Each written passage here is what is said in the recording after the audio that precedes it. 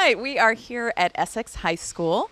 We're going to be talking to voters. Hopefully, it looks like it's a little bit of a light turnout today, but hopefully there'll be some folks that we can talk to about what's happening in Essex Junction and in Essex Town.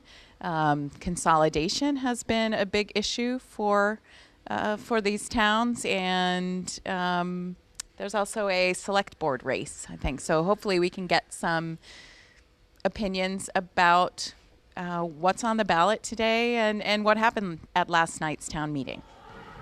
Hi, good morning. We're with Channel 17, and we'd love to hear your thoughts about why you're voting today, what's important to you.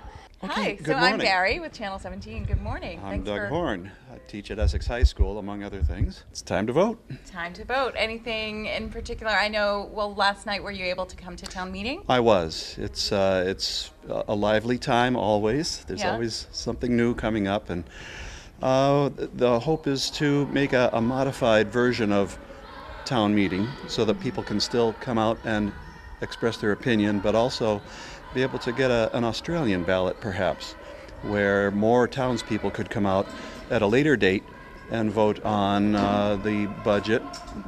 So perhaps we'd get more involvement from the community. I heard that it was kind of a small turnout last night, and it feels a little light today as well. Light today. I'm not sure if it's the weather or what, but yeah, very light. Perhaps it's because we've just come off of a presidential election and people are jaded. I don't know.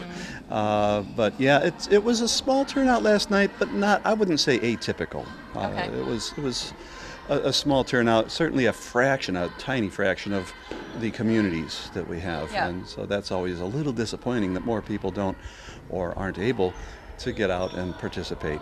Even in reading the press about last night's town meeting, folks outside the town and the village, and even folks inside, don't understand the relationship between the two.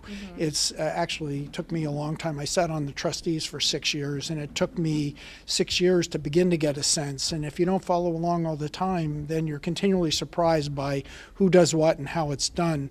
For example, we were in the library, and there was a young woman who lived on 2A and told us where her daughter was going to go to school. She was new, and it turned out she was totally wrong.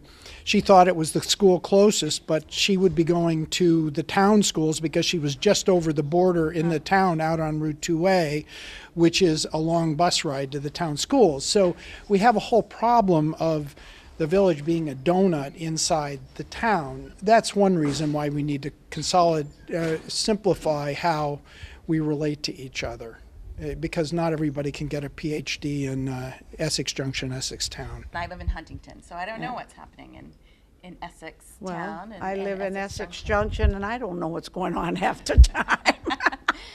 For years, I've been a staunch supporter of separation. Okay. And then I decided, well, after all these years, we can consolidate. And then what happened? Essex Town voted it down. I wasn't very happy about that after all these years of changing my mind, and it didn't happen. But they're going about it anyway. They've consolidated almost everything they can consolidate without the vote again. Without a full merger. Without a full merger vote. So it's coming in backhanded. So the turnout here, we're hearing, has been very low. It sounds like there have only been about 150 voters who have come out this morning so far. Last night at their town meeting, I believe I heard it was just under 300 people who came to participate in the town meeting event that they had on March 6th. Everything, yeah. No, nothing on this ballot. Nothing on the ballot. That's real disturbing. Okay. I wish I could vote on the federal government ballot. They should do one or the other and stop, all the divisiveness. And I don't know why consolidation wouldn't reduce cost. I'm a bookkeeper. To me, it makes sense. But I don't know. People have very strong opinions about it. The ability to express your opinions before your fellow townspeople is cherished, but also we want to be able to include more people and to express their opinions. So we'll see how that goes. Well, I'm interested to see folks representing me that represent my views, and we're interested to have at least one of the candidates in because it's a new person.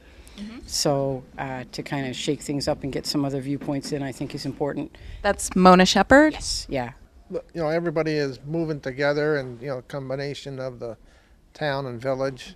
I guess I see it, so I'm kind of for it. I think Andy Watts has been doing a good job, and Max has, I mean, for the town. So hopefully things improve and lowers our taxes. That sounds like something we've been hearing a lot of today. Yeah, I think we're going to gain out of it if everybody becomes, you know, one. I think in the long run, hopefully it helps us. And what about you? Was this your first time voting? Can you talk into that microphone? Say yes. No, you've come out to vote before? Uh-huh. Really?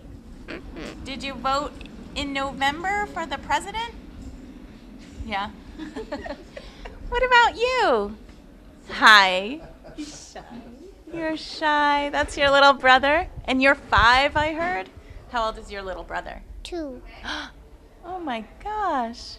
You know, he's lucky to have a big sister to take care of him and show him how to vote. April 16th, I'm gonna turn 6. Wow, your birthday is coming soon. And in November, he's gonna turn 3.